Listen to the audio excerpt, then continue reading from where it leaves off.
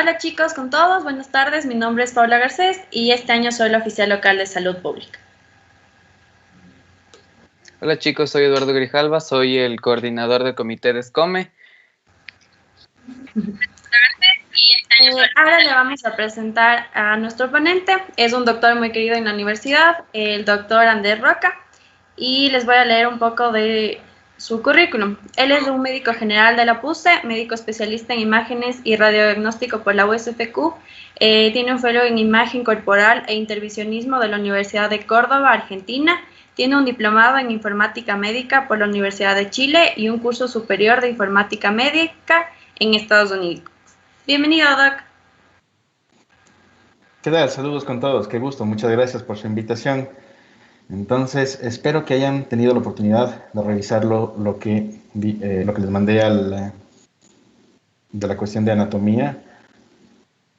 Vamos para acá. La cuestión de anatomía y de cómo diferenciar lo que es todo lo que es tomografía de resonancia, ¿no? Que son cosas básicas para poder resolver estos casos. Entonces, ahora vamos a revisar todo lo que es neuroimágenes a través de 10 casos de aprendizaje, ¿no? Empezamos viendo que lo que vamos a ver es el trauma craneoencefálico, todas las variantes, el accidente cerebrovascular y los tumores. Y he escogido estos 3 temas porque son temas que son muy comunes, estas patologías son muy comunes en la práctica general, ¿no? Entonces, son cosas que ustedes tienen que conocer, que saber y que manejar en imágenes, ¿no? Empezamos con el trauma craneoencefálico, y el trauma craneoencefálico nosotros lo podemos tratar como lesiones extraxiales e intraxiales, ¿sí? Ya nos acordamos, nosotros estaba esto en una de las diapositivas, en uno de los Geniali que les mandé. Las cuestiones extraxiales, o sea, son las que están fuera del cerebro, y las intraxiales, las que están dentro del parénquima cerebral. Y vamos a empezar ahora con las extraxiales, en particular el hematoma epidural, el hematoma subdural y la hemorragia subaracnoidea, ¿no? Entonces, cuando hablamos de estas hemorragias, de estos hematomas, estas colecciones de sangre, lo que estamos hablando es la colección de sangre localizado entre las meninges. En particular, ahorita vamos a hablar del hematoma epidural, que sería una colección de sangre localizada entre el hueso y la dura madre, ¿sí? Nosotros a esta le llamamos casi prácticamente como que fuera una colección debajo del periósteo, ¿sí?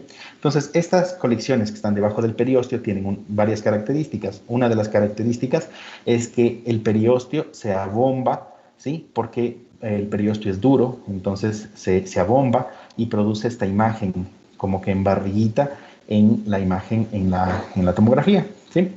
Además, miren que todas las hemorragias agudas se ven de color blanco en la tomografía, ¿no? Entonces, como ya habían visto, casi todas las cosas que nosotros vemos en atención primaria, en la consulta general, las vamos a resolver con tomografía, y algunas vamos a necesitar resonancia, muy específicamente algunas que ya vamos a ir revisando, ¿no? Por lo pronto, el hematoma epidural, entonces, esta colección de sangre que está justo debajo del hueso, tiene esta barriguita y tiene esta forma como de como una barriguita de limón, ¿sí? Como esta patología se da en el trauma, normalmente nosotros pensamos que esto se da secundario a una fractura. Entonces, cuando tenemos una fractura, lo que buscamos es un hematoma epidural, ¿sí? Entonces, como vemos aquí, la misma imagen de hace un ratito, vemos un hematoma, una imagen blanca, ¿sí? El término adecuado aquí sería hiperdenso, es una imagen blanca o hiperdensa que está localizada en la región frontoparietal izquierda, y lo que hace es esta bombita de acá. Entonces nosotros sabemos que esto es un hematoma epidural, ¿no?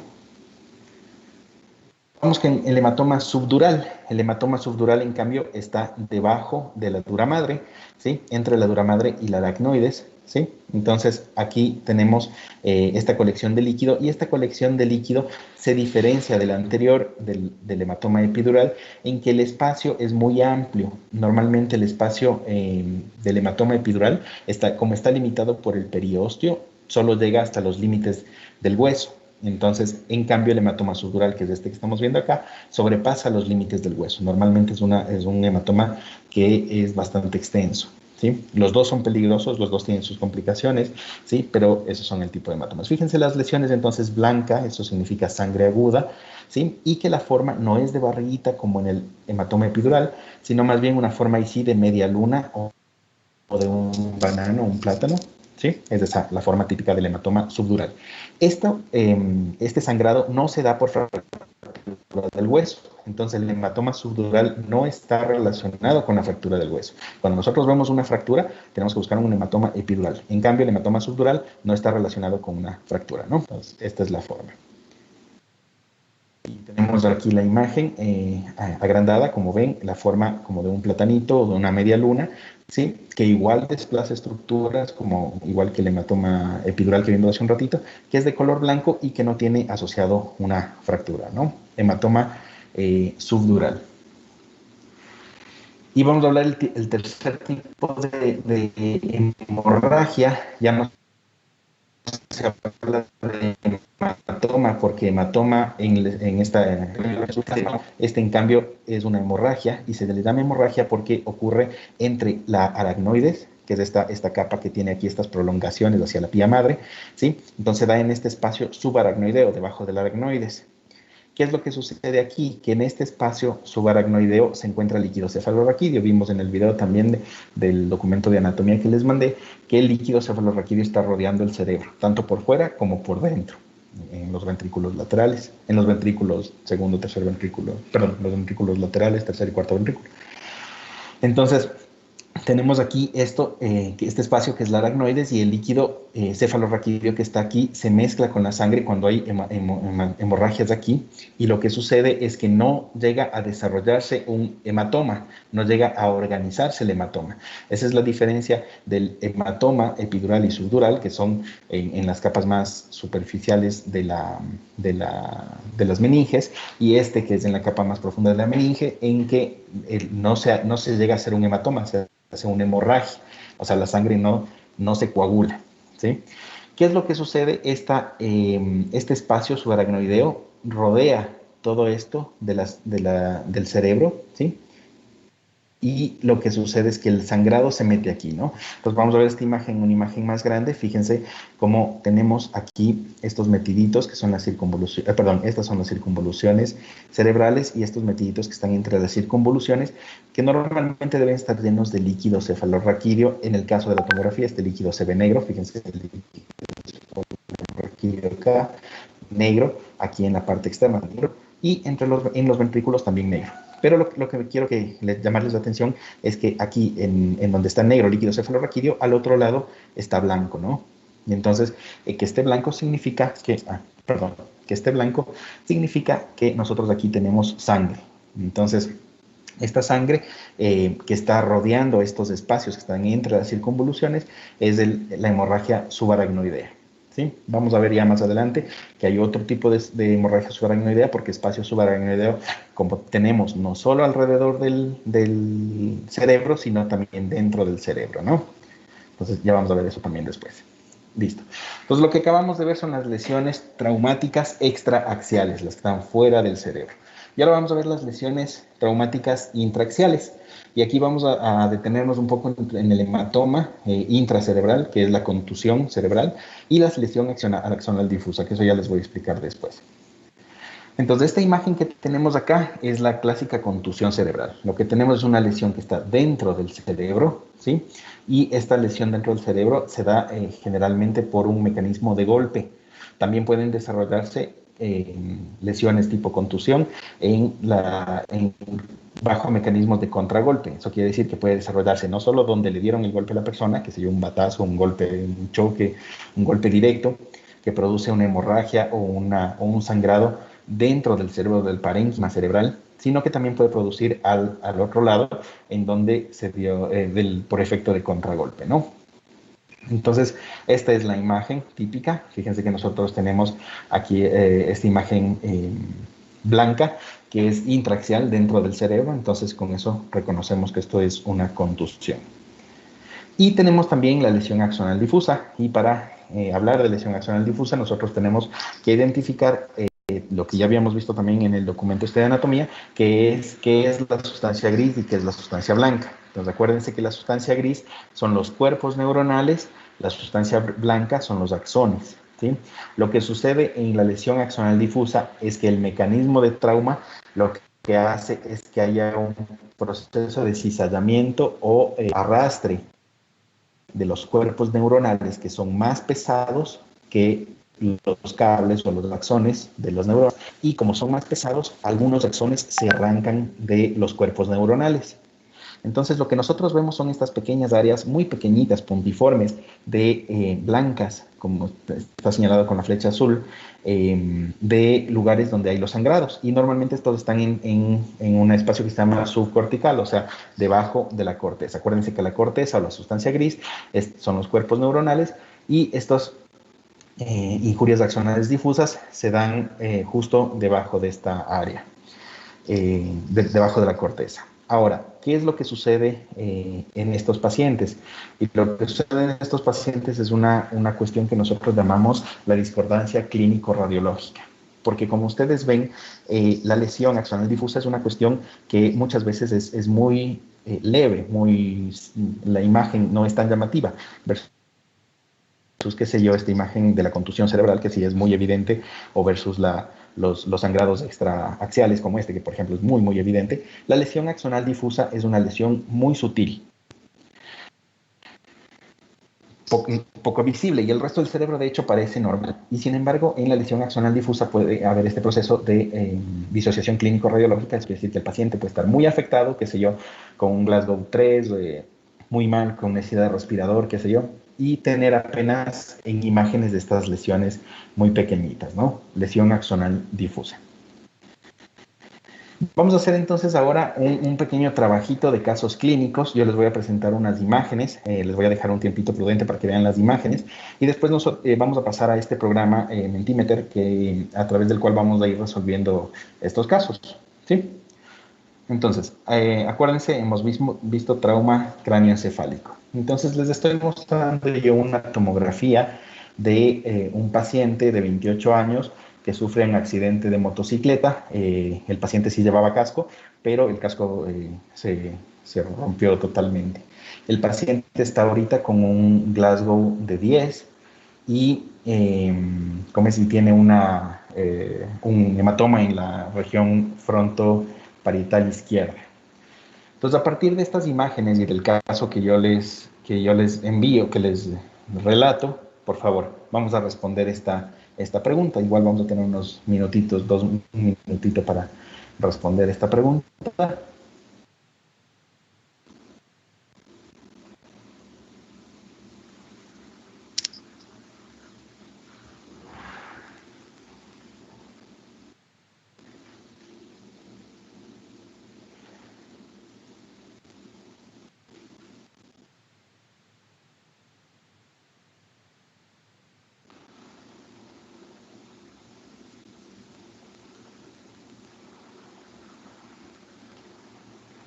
Veamos, bueno, por ahí tuvimos una respuesta.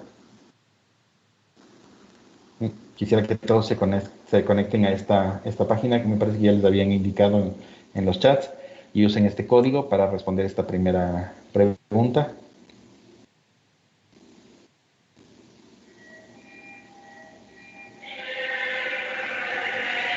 Hay 14, 20, 21 personas.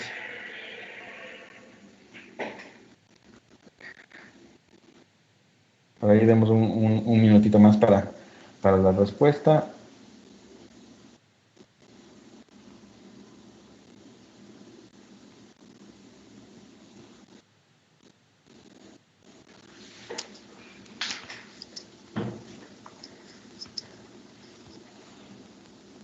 Listo. Entonces tenemos ya como una muestra bastante representativa de 73, 74 personas, y vemos que una gran mayoría nos dice que esta lesión es una lesión extraaxial. Volvemos a la imagen, sí, y efectivamente, fíjense en este tipo de lesiones que son extraaxiales. Esta es una lesión obviamente traumática, y quiero que ya sabiendo que es una lesión extraaxial traumática que está asociada, les doy una ayudita, aquí tenía una fractura que está asociada a una fractura. Entonces nuestro diagnóstico ¿cuál será? Vamos a hacer la siguiente pregunta de esto. Perdón.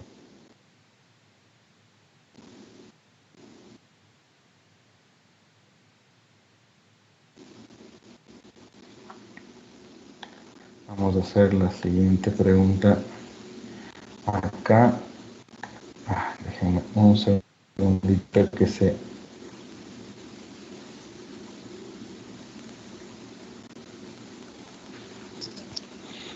Perfecto, entonces 113 personas, la mayoría de personas dice que es extraaxial, está muy bien, ¿no? Acá está. Perfecto, entonces vamos a la siguiente pregunta, se refiere al mismo caso. Y vamos a contar cuál sería el diagnóstico de este paciente.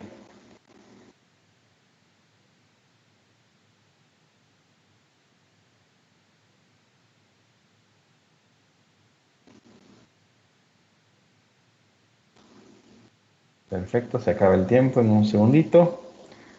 Y listo, tenemos un 72% de gente que respondió un hematoma epidural, todo está incorrecto, sí, esto es un hematoma epidural.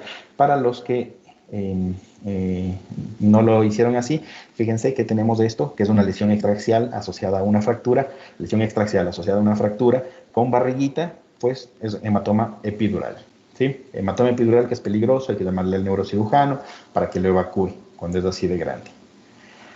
Vamos con el siguiente caso. Este es un paciente de 42 años de edad que sufre un accidente igual automovilístico y con golpe directo hacia la región frontal. El paciente está con un Glasgow de 12 y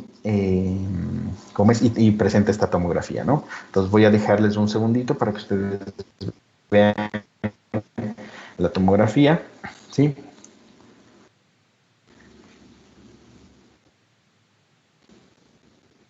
Vamos a pasar a la siguiente pregunta acá, que sería el caso 2, la primera pregunta.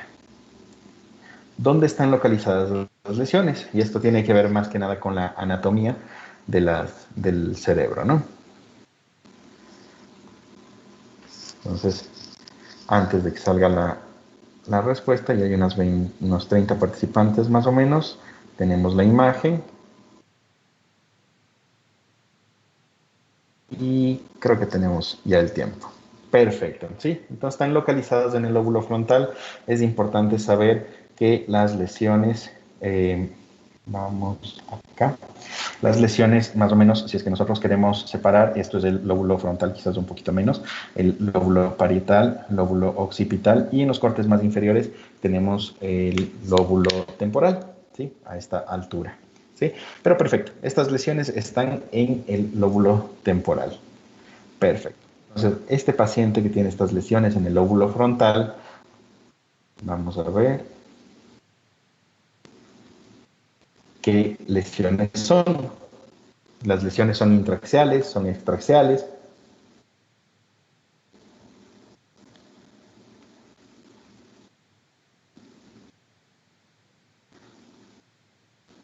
Muy bien, dejamos un poquito más de tiempo que respondan todos.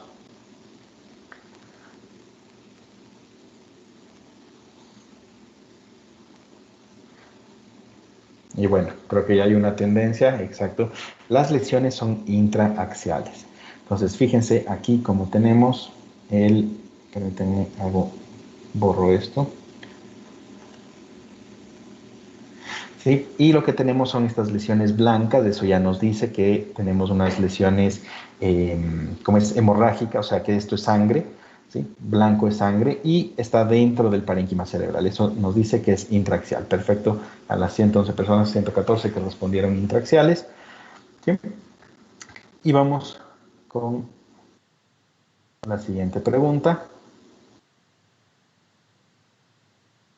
Del mismo caso 2, ¿cuál sería el diagnóstico más probable en estas lesiones en el área frontal que hemos visto?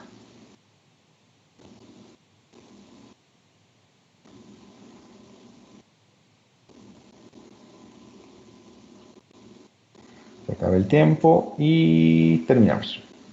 Listo.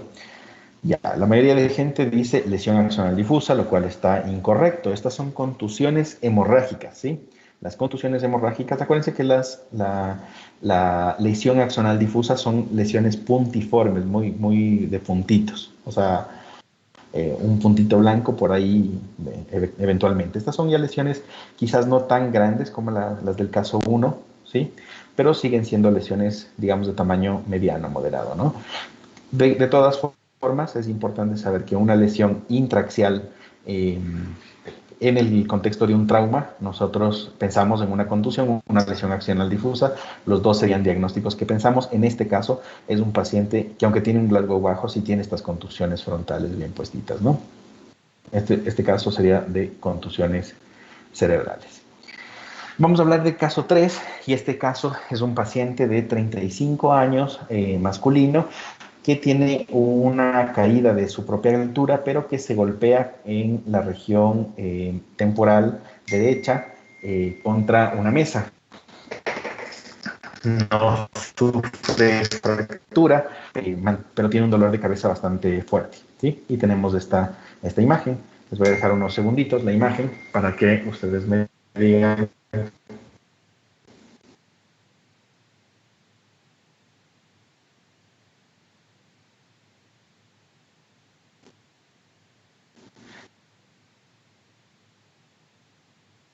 Eh, eh, eh, para que ustedes me digan y vamos a ver. Paso. ¿Sí? Y sobre la pregunta.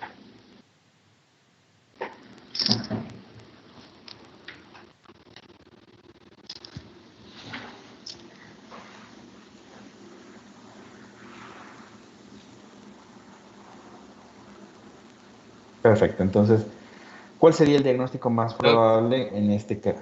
Sí. Sí, Perdón que le estoy... interrumpa. Hay un poquito de delay en YouTube y la conferencia, entonces el tiempo de las preguntas y respuesta está como que un poquito atrasado y no alcanzan a responder. No sé si es que se le puede abrir un poquito más de tiempo para que se igualen con el retraso que hay de la transmisión de Teams a YouTube, por favor. Gracias, Doc. Perfecto. Sí. Permítanme 2 segundos, entonces vamos a abrir los tiempos un poquito más. Vamos a ponerle aquí unos 40 segundos, ¿será? ¿30 segundos? 35. Ni ustedes ni yo.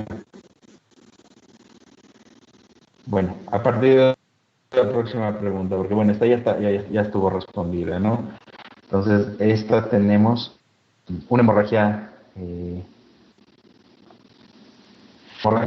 como sangre metida entre las circunvoluciones. Tenemos aquí, eso sería una hemorragia Sí, de Doc, forma unos más 30 lineal, como segundos. patitas de araña, metidas dentro del espacio.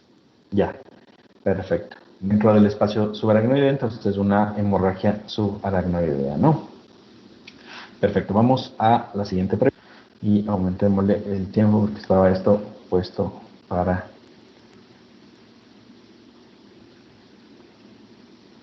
Listo, entonces, ¿cuál sería el diagnóstico más probable en este paciente? Ah, no, vamos con el caso 4. Perdón, ya me descuadré yo mismo. Vamos. Ahora sí. Caso 4. Entonces, este paciente es un paciente de 30 años de edad que sufre un accidente de motocicleta también y es un paciente masculino que tiene un Glasgow bajo, tiene un Glasgow de 12 y viene a 3 horas de el trauma craneoencefálico. No tiene fractura el paciente. Entonces, lo que nosotros vemos es esta lesión blanca que está acá, ¿sí? Y eso quisiera que me digan ustedes cuál es el diagnóstico de este paciente, ¿no? Y bueno, ahí fue mi error, porque les hice responder nada. Bueno, ya vamos, les voy arreglando esto de una en una. Entonces, el diagnóstico más probable en este caso es un hematoma subdural, ¿no? Entonces, ¿cómo sabemos que es un hematoma subdural? Es porque la forma que tiene esta lesión hemorrágica es como de un plátano, fíjense, como de un platanito o como de una media luna, pues es una lesión extraxial típica del hematoma subdural. ¿Sí? Vamos acá, acá.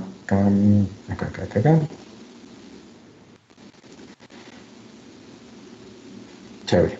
Entonces, terminamos y felicitaciones a Carlos López,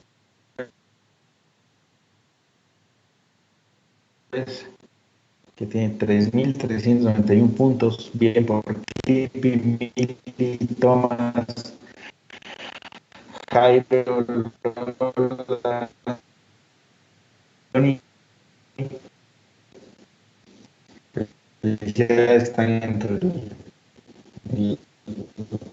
los líderes acá. De consulta y la cirugía es una cosa que es tonterosa, pero que muchas veces no se dan cuenta, y es el accidente traumático. ¿Sí? Entonces, el paciente en el que buscamos las lesiones que vimos hace un momento es un paciente que viene con el accidente que ustedes habrían notado, sí, es un que se yo, tuvo un accidente de tránsito, de moto, que se cayó sobre la mesa, etcétera, etcétera, ¿no? Estos pacientes con accidente cerebrovascular presentan clínica normalmente o usualmente de forma aguda, abrupta, ¿sí? Entonces, el accidente cerebrovascular puede ser isquémico o hemorrágico. Vamos a hablar primero del accidente cerebrovascular isquémico. Lo que sucede en la isquemia cerebral es que se tapa algunas de las arterias, usualmente las arterias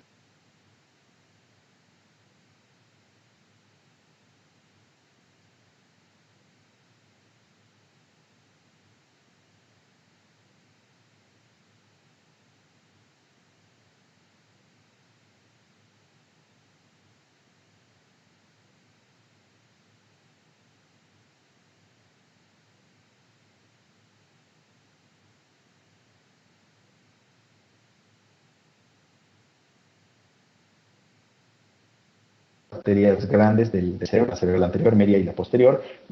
La más común en taparse es la cerebral media, y como se normal, bien bonitas. Y en el otro lado vemos que a partir de aquí ya no vemos más circunvoluciones ni espacios entre las circunvoluciones. Entonces, esto se llama pérdida de las circunvoluciones. Y además, notan un poquito el tejido claro en el lado acá y oscuro en el lado que está afectado. En de mejor forma, ¿sí? Y ahí van a ver, ¿sí? Ahora, esta imagen es una imagen de tomografía. Normalmente la tomografía, cuando hay sospecha de accidente cerebrovascular, es el primer método de imagen que nosotros utilizamos, y después confirmamos con resonancia, ¿no? Entonces, en este paciente que tiene una isquemia cerebral, una arteria tapada, que no está permitiendo que entre sangre a esta área, vemos en la resonancia, y fíjense en la resonancia, ahí sí tenemos una imagen mucho más llamativa, ¿sí? Toda esta área blanca es la imagen que nos indica la isquemia cerebral en el caso de este paciente, ¿no? Lo bueno es que el diagnóstico temprano en una isquemia cerebral nos permite hacer algunos tipos de operaciones endovasculares, o sea, entrar dentro de la arteria, sacar esos tapones o esos coágulos que están tapando las arterias, y permitirían si no una recuperación completa, menos una recuperación bastante buena de este parénquima, dependiendo del tiempo que pasa desde el inicio de los síntomas. Entonces, accidente cerebrovascular isquémico. Aquí es muy importante la clínica, porque dependiendo del territorio vascular que esté afectado, por ejemplo, en este caso, el lado izquierdo,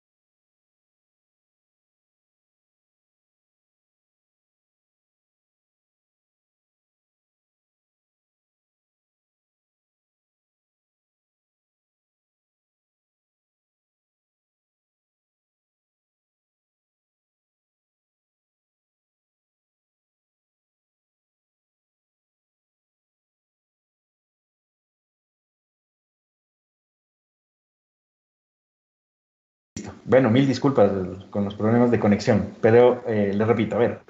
Entonces, en el accidente cerebrovascular, aquí lo que nosotros tenemos es, hablamos de problemas vasculares o de las arterias y venas del cerebro. Tenemos dos tipos, el accidente cerebrovascular de tipo isquémico y el hemorrágico. En el isquémico lo que tenemos es que una arteria, especialmente las tres arterias más grandes del cerebro, la cerebral anterior, la media o la posterior, una de las tres, o las tres, quién sabe, se tapan y dejan de llevar sangre al cerebro.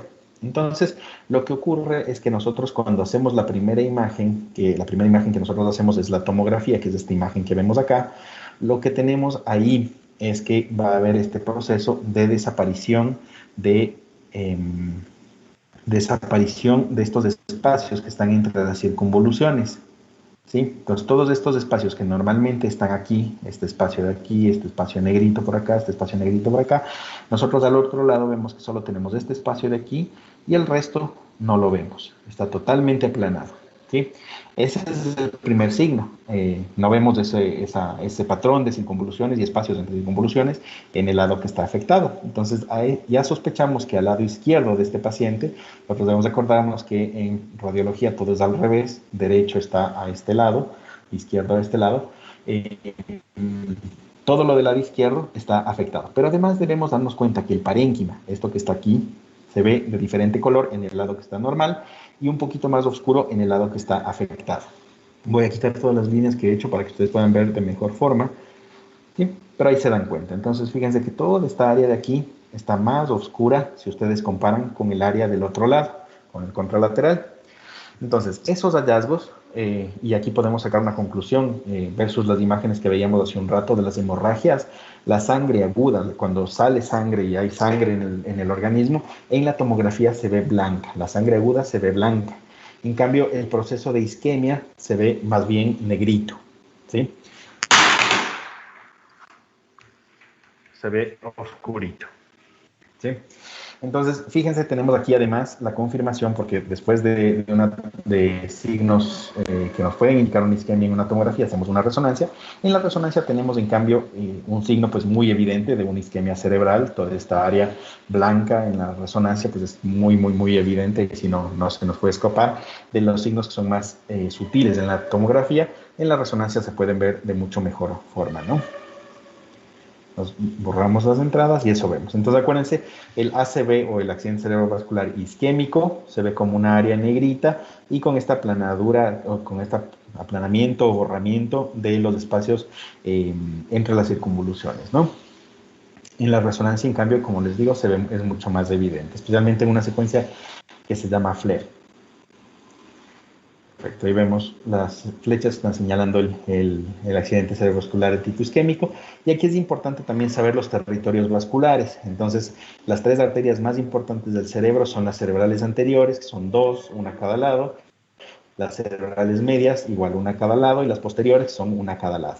Entonces, donde quiera que se tapen estas, pues si se tapa la arteria cerebral media, como es el caso de este paciente, vamos a tener sintomatología de isquemia del territorio de la cerebral media. Eso significa que vamos a tener focalidad neurológica al lado derecho del cuerpo, ¿sí?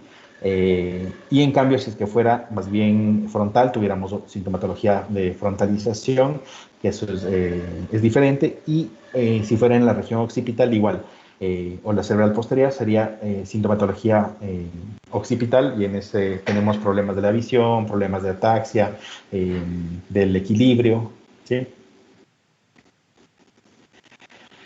Y tenemos el otro accidente cerebrovascular, que es el accidente cerebrovascular hemorrágico. Si nosotros nos acordamos, en la tomografía nosotros vemos la hemorragia como blanco, ¿no? Entonces buscamos el blanco dentro del cerebro, y este blanco puede estar dentro del parénquima cerebral, como es este caso, fíjense, dentro del parénquima cerebral, o puede estar fuera del parénquima cerebral.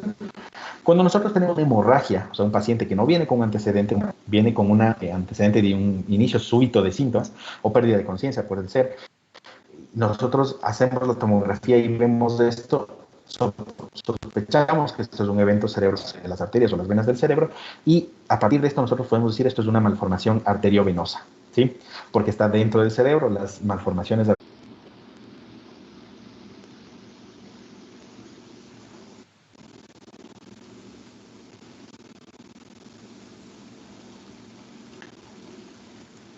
¿Me avisan?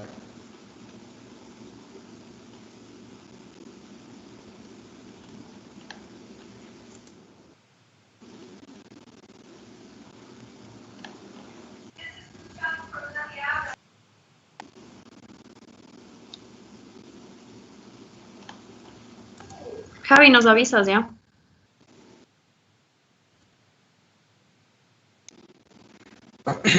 Ya, entonces vamos acá a presentar y vamos también a presentar acá. Entonces estamos en el caso 5. Perfecto. Entonces les repito que empecé de 45 años con una crisis hipertensiva que posterior a la cual presenta una cefalea muy intensa, la peor cefalea de su vida, y acude a emergencias, le sacamos esta resonancia, esta tomografía, mil disculpas, y tenemos esta imagen, ¿no? Entonces a partir de esta imagen que tenemos acá, vamos a resolver la pregunta que les voy a plantear acá, y claro, si es que ahí está. Claro, entonces, por favor, conéctense con el código 144160.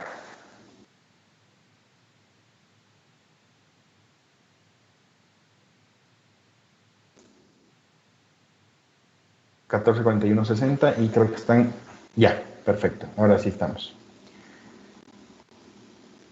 Perfecto, entonces la pregunta sería ¿qué tipo de lesión es? Si es que es hemorrágica o isquémica. Esperamos unos segunditos hasta que se carguen todas las respuestas, tienen unos 15 segundos más.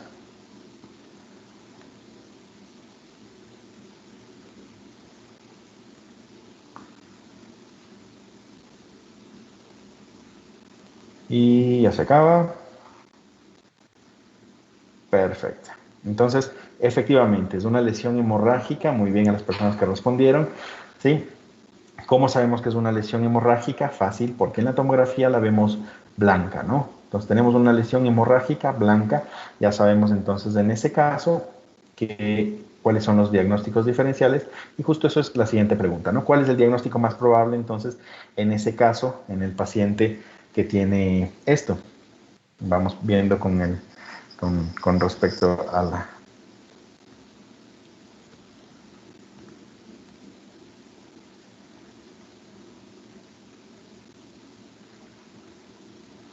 Eso, damos unos segunditos más para que respondan más personas. La cosa está bastante peleada.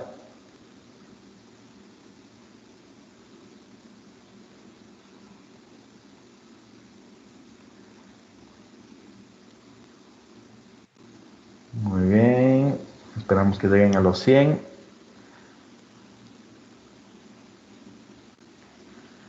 Perfecto. Entonces, lo que tenemos aquí, la mayoría de personas nos dice que tenemos un aneurisma y hay un buen porcentaje de gente que dice malformación arteriovenosa. Para responder esta pregunta, habría que ver dónde está esta sangre. Entonces, sabemos que es una hemorragia y lo que tenemos que ver aquí es dónde está, si es que está intraaxial o está extraaxial. Y vemos claramente que esto es una lesión extraaxial, o sea, que esta sangre está extraaxial, está fuera del cerebro. Pues como está fuera del cerebro, la única opción es el aneurisma, ¿no? La lesión que está dentro del cerebro, si es que estuviera dentro del cerebro, la lesión sería una malformación arteriovenosa, ¿sí? Que es muy bien por las personas que respondieron aneurisma, ¿no? Sí. ¿Podría repetir, por favor, de ACV hemorrágico, por favor? Es de antes de los casos. O sea, es que los chicos nos ponen que no se terminó de explicar ACV hemorrágico, así es que por favor podría repetir eso. Ya. Entonces, el ACV hemorrágico puede ser de dos tipos, intraaxial o extraaxial. Acuérdense, intraaxial se refiere a todo lo que está dentro del parénquima cerebral y extraaxial se refiere a todo lo que está fuera del parénquima cerebral, o sea, todo lo que recubre el cerebro, ¿sí? Entonces, cuando tenemos intraaxial, por ejemplo, tenemos esta lesión, fíjense, que tenemos dentro del cerebro. Ojo, estamos hablando, porque esto parecería una imagen bastante similar al de una contusión cerebral, que también es intraaxial, o sea, está dentro del cerebro, ¿sí? Pero esta imagen, como es nosotros sospechamos de accidente cerebrovascular porque no hay el antecedente traumático, entonces ahí pensamos que esta hemorragia o esta sangre que está dentro del cerebro se debe a una malformación arteriovenosa que se accidentó, ¿sí? Las malformaciones arteriovenosas son cuestiones con las que uno puede nacer, que son malformaciones de las arterias en el cerebro, y cuando sangran, pues nos dan estos sangrados dentro del cerebro. Ese es un tipo de ACV hemorrágico. Y el otro tipo sería el aneurisma, ¿sí? El aneurisma, en cambio, es una lesión que está en las arterias del cerebro, ¿sí? Usualmente en las arterias más grandes, arteria cerebral media, arteria cerebral anterior o posterior, y estos saquitos o estos aneurismas pequeños que están aquí en estas arterias pueden romperse, y cuando se rompen, esta sangre pasa a este espacio, que es el espacio subaracnoideo, que está dentro del cerebro. Acuérdense que nosotros tenemos el espacio subaracnoideo. Para que tengan más claro, el espacio subaracnoideo es donde está el líquido cefalorraquídeo. Entonces, hay líquido cefalorraquídeo fuera del cerebro, por eso cuando se golpean y hay hemorragia subaracnoidea por trauma, normalmente es periférica, en la parte externa del cerebro, y hay hemorragia subaracnoidea que puede ser dentro del cerebro, ¿sí? O sea, sangrado que está en el espacio donde está el líquido cefalorraquídeo, que está dentro del cerebro. En este caso, en el espacio perivascular, que son algunas cisternas que están en la base del cerebro. O sea, esto que estamos viendo aquí no está dentro del cerebro, hablando desde el punto de vista intraaxial o extraaxial, ¿no? Está en el espacio del líquido cefalorraquídeo. Y sabemos que está porque forma estos bracitos hacia los lados, estas patitas hacia las partes de atrás y hacia adelante este cuellito. O sea, forma el polígono de Willis.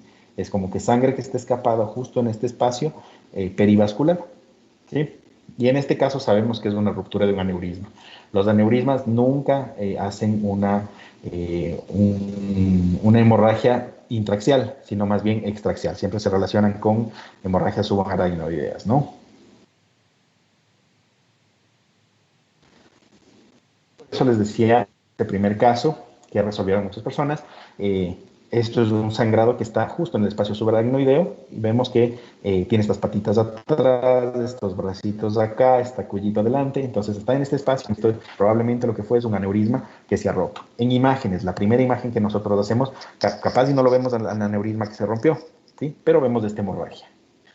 Vamos a resolver este otro caso. Y tenemos este caso de un paciente de 70 años que viene con focalidad neurológica en el brazo y en la pierna del lado derecho, ¿sí?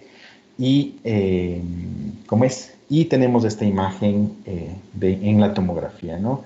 Entonces nosotros sospechamos de un accidente cerebrovascular, realizamos la tomografía y la pregunta sería, esta es de la pregunta anterior, permítanme, pasamos al caso anterior, pasamos al caso 6.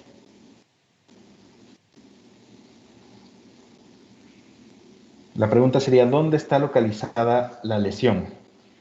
Me refiero a los lóbulos, frontal, parietal, temporal o occipital. Vuelvo a la imagen para que ustedes vean y puedan responder. Esperamos una cuestión de 30 segundos para ver las respuestas.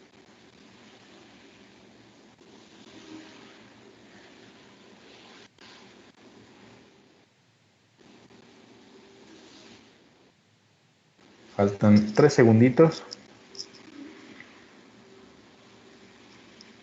Perfecto, y hay un empate técnico entre lóbulo temporal y occipital. En realidad la lesión está en el lóbulo parietal, ¿no? Entonces vamos a ver acá y vemos nosotros que tenemos en el lóbulo parietal, quizás los que dijeron occipital, está una partecita en la región occipital, pero es esta cuestión negra, ¿no? ¿Sí? Esta región negra que tenemos acá es la lesión. Entonces acuérdense que la hemorragia se ve blanca y la isquemia se ve negra. O sea, la falta de sangre negra, la hemorragia blanca. Perfecto. Entonces, quizás la localización acá, como les digo, los que dijeron lóbulo occipital, si una partecita está en el lóbulo, sería perdonable. Vamos acá. Y la siguiente pregunta sería, ¿cuál sería el diagnóstico más probable en este paciente de 70 años que viene con focalidad neurológica de forma abrupta y que tiene esta lesión más oscurita en el cerebro?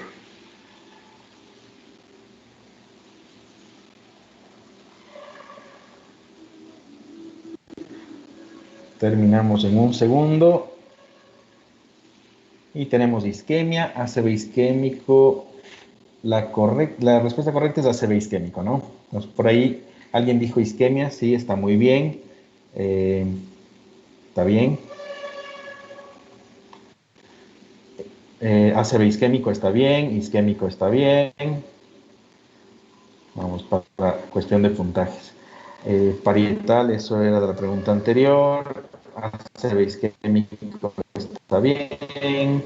Aneurisma, no. SB isquémico está bien, ¿sí?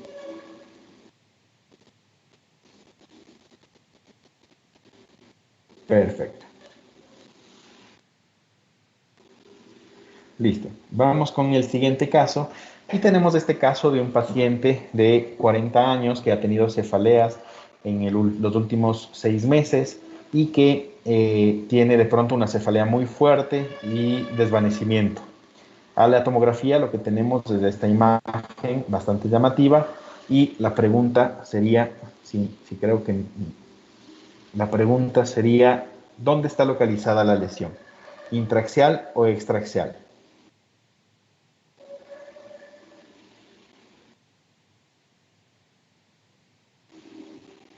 Perfecto, es una lesión intraaxial, significa que está dentro del cerebro, ¿no? Está dentro del parénquima cerebral.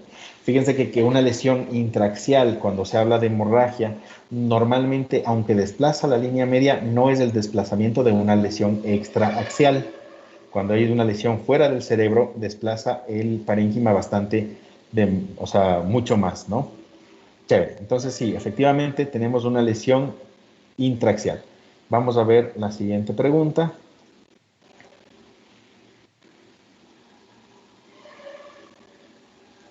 ¿Y cuál sería el diagnóstico más probable de esta lesión intraaxial de tipo hemorrágica? Puede ser un aneurisma o una malformación arteriovenosa.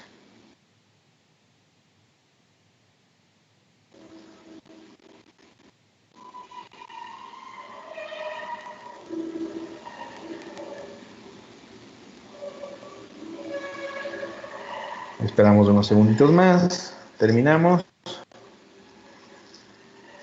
Una buena participación. Creo que estamos ya bien con lo del internet. Y perfecto. Tenemos una malformación arteriovenosa. Lo más probable en este paciente es que sea una malformación arteriovenosa. ¿Por qué? Porque el sangrado es intraaxial. Está dentro del cerebro. ¿Sí? Vamos a hablar ahora de tumores cerebrales.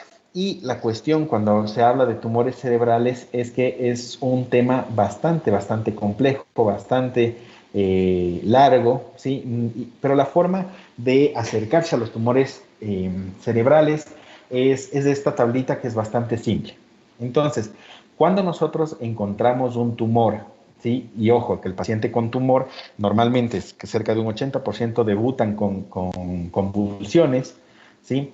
Pero entonces la clínica es diferente a la clínica del trauma, por ejemplo, que tiene el antecedente traumático, obviamente, del accidente cerebrovascular, que es un paciente con clínica de inicio abrupto, y el paciente con tumor, que es un paciente que debuta normalmente con convulsiones, pero que puede debutar con cefaleas también de larga data o crónicas, ¿sí? Entonces, en estos pacientes, la tomografía lo que nos indica, nosotros lo que debemos ver es si es que la lesión es única o múltiple.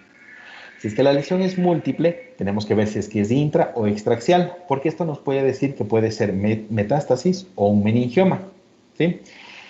Y en cambio, si es que la lesión es única, no múltiple, ¿sí? Lo más común es metástasis cuando es múltiple. Cuando es única, nosotros tenemos que ver si es que es supratentorial, esto lo vimos en anatomía, o en infratentorial, si es que está debajo del tentorio. Si es que es infratentorial, hay algunos diagnósticos. El más común es el hemangioblastoma, ¿sí? Que es un tumor un poquito complicado, pero que se encuentra infratentorial. Infratentorial me refiero prácticamente al cerebelo, ¿sí? Y supratentorial, hay los tumores extraaxiales, que son el meningioma, y los intraaxiales, que lo común es el glioblastoma. Ahora, hay un montón de otros tumores, qué sé yo, que el ependimoma, los tumores de hipófisis, etcétera, etcétera, pero son tumores que son menos comunes que estos, que los hemos visto acá, y que tienen su diagnóstico específico, ¿no? Ahora, ay, perdón. Ya. Entonces, otra cosa que hay que tomar en cuenta es que todos los diagnósticos que tenemos de acá, por ejemplo, el tumor único supratentorial puede ser un meningioma, pero el diagnóstico diferencial siempre van a ser metástasis. El tumor único supratentorial intraaxial puede ser un glioblastoma, sí, pero el diagnóstico diferencial es metástasis. Todos los tumores en el cerebro, el diagnóstico diferencial son las metástasis. Las metástasis se pueden ver como una imagen única o una imagen múltiple. Ahora, a partir de este diagnóstico, digamos, fácil de decir, si es que es único, múltiple, supratentorial, infratentorial, intraaxial, extraaxial, que nos dice más o menos qué podría ser la lesión, también nosotros tenemos algunas otras herramientas en imágenes, no solo esto de la localización, sino cómo se comportan frente al contraste, cómo se comportan las diferentes secuencias de resonancia, cómo se comportan en la espectroscopía, etcétera, etcétera. Tenemos un montón de herramientas más para llegar al diagnóstico, ¿no? Pero digamos, esta imagen es como que el primer paso para hacer el diagnóstico, ¿sí? Y aquí básicamente quiero enfocarme en este tumor que es el más común fuera de la metástasis, que es el meningioma.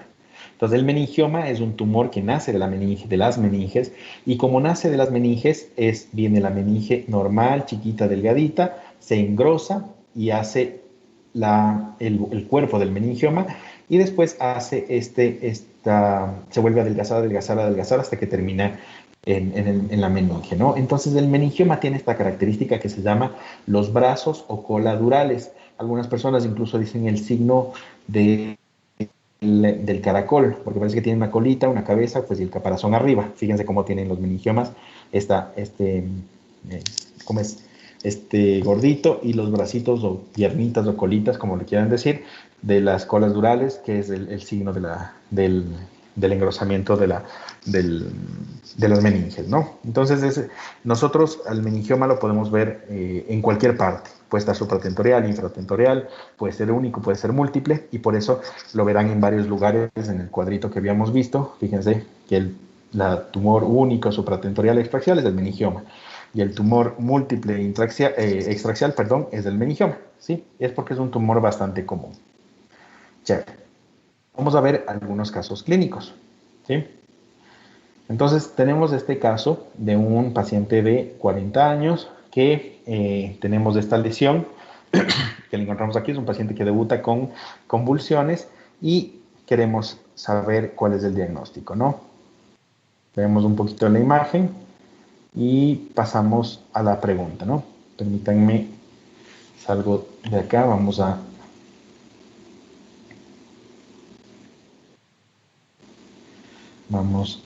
tumores.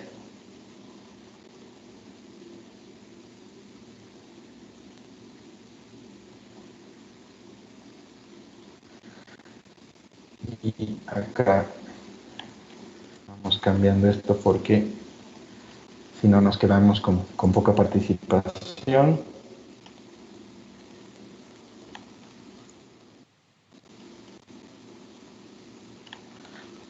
Un segundito.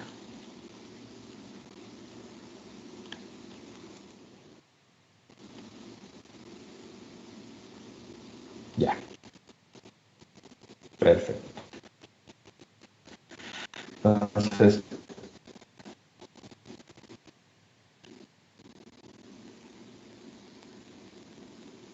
grabamos la presentación y vamos para allá. Perfecto. Entonces, por favor, con el código 448875.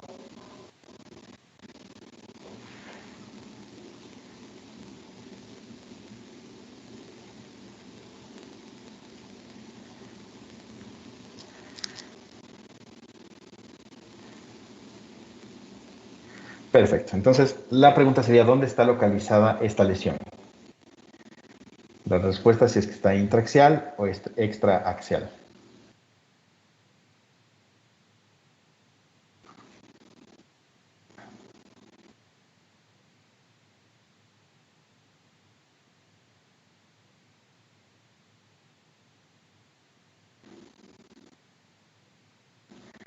No se acaba el tiempo.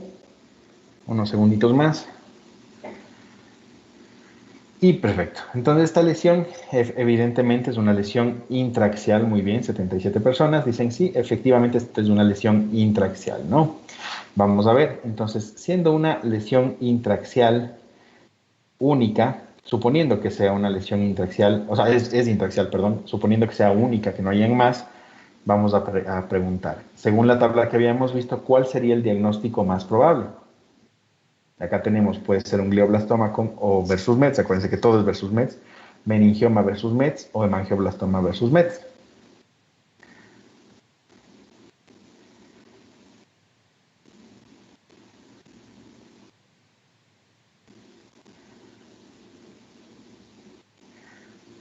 Esperamos otro poquito. Y ya se acaba. Listo, terminamos. Entonces, hay un empate técnico entre glioblastoma METS y meningioma METS. Entonces, ¿cuál es la respuesta aquí? Es un probable glioblastoma versus una metástasis, ¿no? Tumor intraaxial, acuérdense. Y nosotros vamos acá. Tenemos un tumor único, supratentorial, significa por encima del tentorio. Intraaxial, posiblemente un glioblastoma. Y claro, siempre el diagnóstico diferencial es con metástasis, ¿sí? Si es que nosotros dijéramos extraaxial, ahí sí un meningioma, ¿sí? Pero esto es un intraaxial. Vamos con el siguiente caso. Fíjense que este paciente tiene estas lesiones blancas en el cerebro, prácticamente en todo el cerebelo, ¿sí? Entonces vamos a hacer la pregunta. La pregunta sería, ¿dónde están localizadas estas lesiones de este caso? Si son intraaxiales o extraaxiales.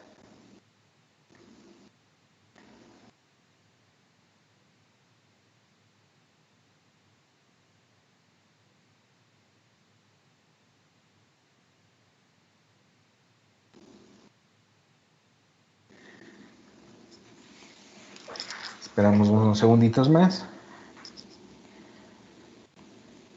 Y se acaba el tiempo. Se acabó, perfecto. Entonces estas lesiones son evidentemente intraaxiales, ¿no? Perfecto. Entonces estas lesiones son evidentemente intraaxiales, están dentro del cerebro, ¿no? En este caso en el cerebelo. Volvemos a ver la imagen y vamos a la siguiente pregunta. La pregunta es que según la tabla que habíamos visto, el diagnóstico más probable en estas masas múltiples sería ¿qué? Metástasis o meningiomas. Y la respuesta, claro, está en relación a la respuesta anterior que nos da la pauta de qué podría ser. Igual esperamos unos pocos segundos.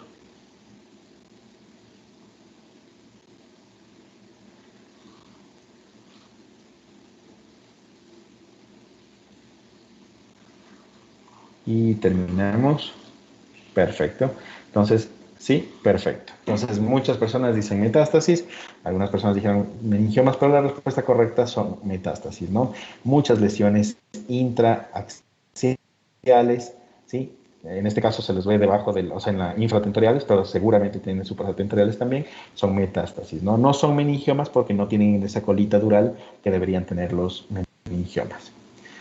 Y por último, vamos con el caso 10, ¿sí? Que es nuestro último caso. Tenemos una tomografía de un paciente de 50 años que viene con alteración de la conciencia, convulsiones, etcétera, etcétera, ¿no? Entonces, hacemos la tomografía y encontramos esta lesión que está aquí, ¿sí? Entonces, la pregunta, si vemos esta imagen, nuestra pregunta sería,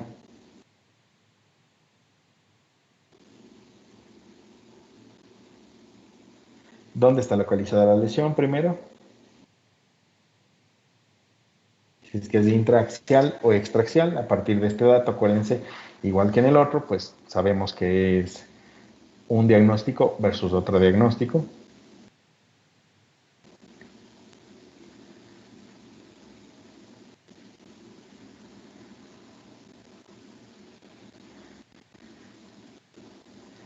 Tenemos un chinchín de segundos y se acaba.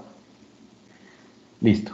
Se acabó y tenemos entonces una lesión extraaxial. Perfecto, no es intraaxial, es una lesión extraaxial, no está fuera del cerebro. Fíjense cómo desplaza las estructuras de la línea media, es más evidentemente extraaxial. Y la pregunta final que tenemos... Ah, no, esa es la pregunta final. Bueno, felicitaciones para Boat Goat, Berrún, Watson, Sanelmo, Stinglicius, Barefoot Contessa y el resto. Elsa Simba, etcétera, etcétera. Felicitaciones. Chévere. Entonces, una lesión única extraaxial supratentorial, lo más probable es un meningioma, ¿no? Entonces, acá vemos esta colita dural, ¿sí? Y vemos la bolita como si fuera un caracol, ¿no? Entonces, para terminar, 3 ideas que deben quedarse en su cabeza es que un paciente neurológico, nosotros, lo más importante es la clínica, porque eso nos va a decir qué es lo que vamos a tener, si es que tiene antecedente de trauma, si es que tiene una alteración súbita del estado mental o una cefalea súbita, para pensar en un problema cerebrovascular, o si es que está debutando con convulsiones, si ha tenido dolor de cabeza crónico, como para pensar en un tumor. En los 3 casos, el examen de elección sería la tomografía. Esa sería nuestra segunda cosa que debe quedar clara. Primero, que lo más importante es la clínica. Segundo, que en estos 3 casos lo más importante es la tomografía. Y tercero, que a partir de los hallazgos nosotros podemos tener una aproximación diagnóstica bastante fácil, bastante rápida en estos 3 casos. Esto no quita, la neurología es un campo recontra amplio y hay un montón de diagnósticos que no han sido tomados en cuenta, hay un montón de cosas que no han sido puestas, pero esto es lo más común que ustedes van a ver en la consulta normal y pues es lo que les puede servir, ¿no? Listo. Y con eso sería todo de la charla. Quizás si hay alguna pregunta.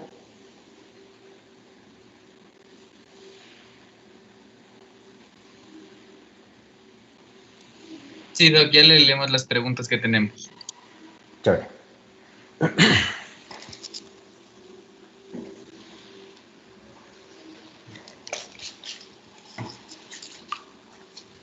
Ya tenemos una, Doc. Entre los extraaxiales, ¿se puede diferenciar entre los 3 tipos de sangrado? Claro, sí, era justo lo que habíamos visto en la... Vamos para atrás. Vamos mejor así. Justo, los 3 tipos de sangrado son diferentes, ¿no? Entonces, en el trauma cerebrovascular, en el trauma nosotros tenemos justo los 3 tipos de lesiones que pueden ser vistas, que son el hematoma epidural, la hemorragia subaracnoidea y el hematoma subdural. Y se diferencian cada uno por la forma, ¿no? El epidural, la forma de la barriguita, el subdural, la forma de plátano, y la subaracnoidea como las patas de arañita que se meten en el tejido.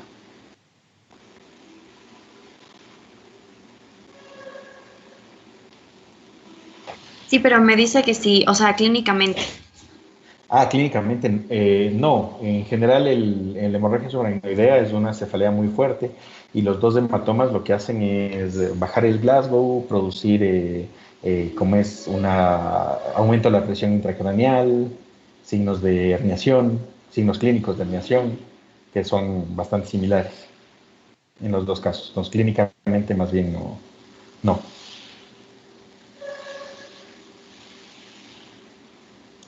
Doc, otra pregunta. En el caso 7, la parte sombreada de la lesión no podría ser una isquemia. Vamos a ver. Caso 7. No, perdón. Esa fue diapositiva 7. Caso 7. Ya. Normalmente cuando hay sangrado del intraparenquimatoso, hay una área sombreada al lado que es más que isquémico, es citotóxico. O sea, la sangre que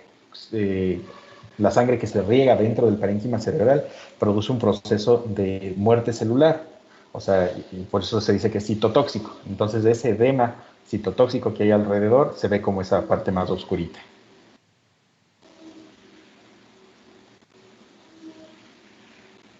Pero es por eso, es porque la sangre es tóxica para el cerebro, ¿no? Ya, Doc, nos hacen otra pregunta. ¿Cómo identificar a un ACV isquémico lacunar? Ya. Lo que pasa es que los infartos lacunares son pequeños infartos, son infartos muy pequeñitos que normalmente por imágenes pueden verse, pero que clínicamente pueden no ser relevantes. El paciente que, qué sé yo, perdió de pronto perdió la conciencia durante segundos, o el paciente que tuvo, o a veces sin ninguna clínica, pero los infartos, o sea, en este caso yo les he presentado infartos grandes, pero estos mismos infartos pueden ser pequeñitos y estar en toda la sustancia blanca del cerebro. Y de hecho es bien común cuando nosotros hacemos imágenes en pacientes ancianitos, que sé yo, 80, 90 años, que se vean muchas áreas pequeñas, más oscuritas, que serían los infartos lacunares que ha tenido el paciente, que son áreas de isquemia muy, muy pequeñitas. Doc, también nos preguntan si hay alguna bibliografía recomendada para seguir revisando TAC cerebral. Tomografía cerebral, hay un recurso que siempre les doy a mis alumnos, que es de esto, Radiopedia. Radiopedia es una enciclopedia radiológica, es gratis y es abierta para todo el mundo. Entonces, si ustedes entran acá y buscan casos de lo que ustedes quieran, van a encontrar tomografías, resonancias, imágenes de lo que ustedes necesiten. Pues, qué sé yo, si ustedes quieren ver lacunar infarct, y le ponen radiopedia enseguida, pues ahí de ley van a encontrar el recurso de la enciclopedia radiológica, y esto está organizado de tal forma que tienen la descripción de todo lo que quieran ver, y al lado de acá tienen los casos que están puestos. Ven, por ejemplo, acá tienen estas imágenes que se pueden abrir y se pueden revisar. Fíjense esta parte blanquita aquí, un infarto lacunar. Entonces, quieren revisar imágenes, pues ahí tienen este recurso que es bastante bueno.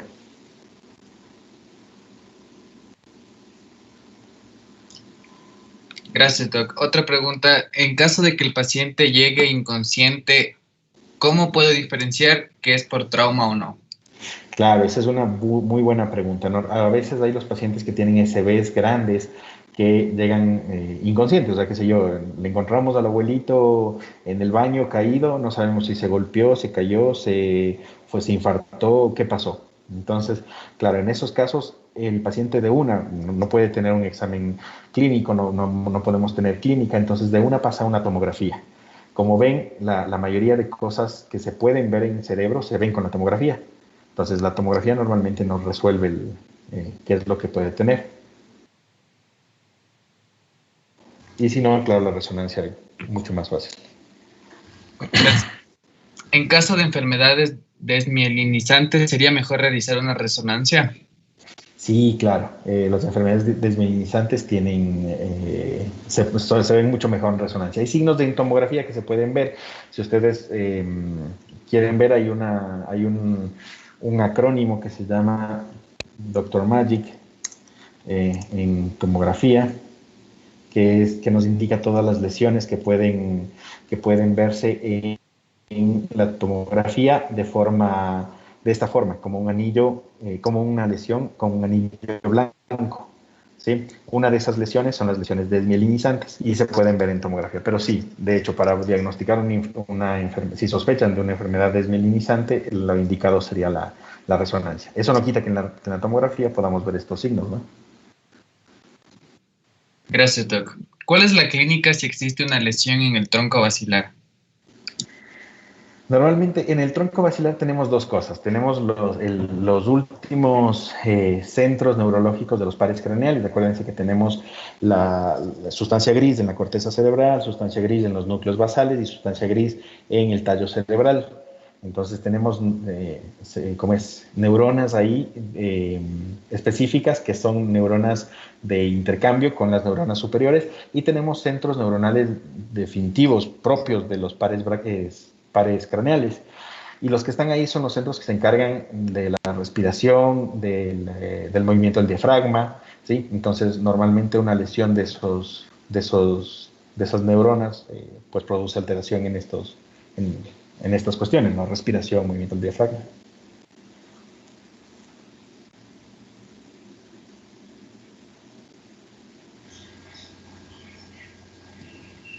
Gracias, Doc. creo que ya no tenemos más preguntas. No sé si esperamos un ratito, si es que alguien pregunta algo más. Claro, seguro.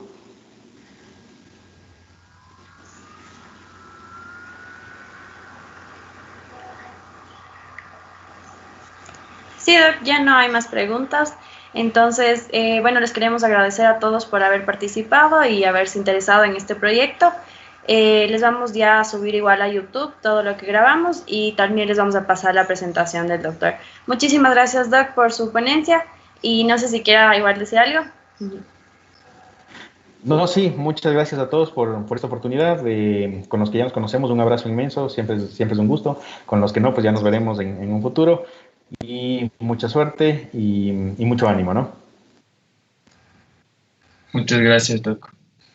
Muchas gracias, Doc. Hasta luego. Hasta luego, que les vaya bien.